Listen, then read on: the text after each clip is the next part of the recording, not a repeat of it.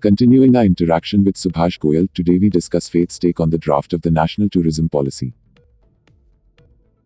Firstly, let me compliment the government. I think it's a very comprehensive policy, and they have tried to cover all aspects of the policy. They are focusing on economy, infrastructure, systems, demography, demand, and the key pillars they have, which is seamless connectivity, which was very important, which was missing in the other policies.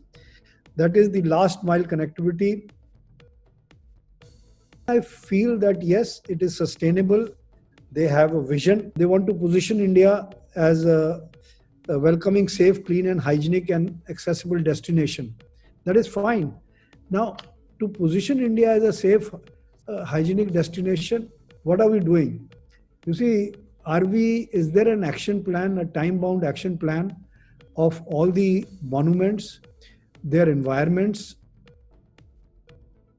It's good that we are talking of skilling people, but at the same time, we have to retain the people who are skilled so that they remain in this industry. There has to be sort of an insurance.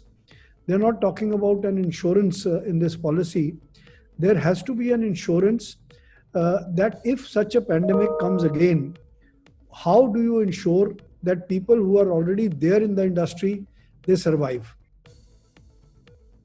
All our tourist offices, all our call centers should be equipped with artificial intelligence so that automatically the answering is there.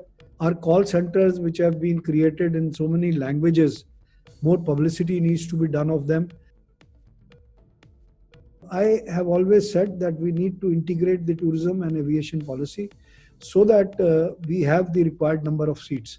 And required number of seats for leisure. What I feel is that the integrated approach between civil aviation, the shipping, and inland waterways and railways, there have to be at least 3 to 4 chapters. There are chapters, but how they are integrated and how they are ensuring a mismatch is not there.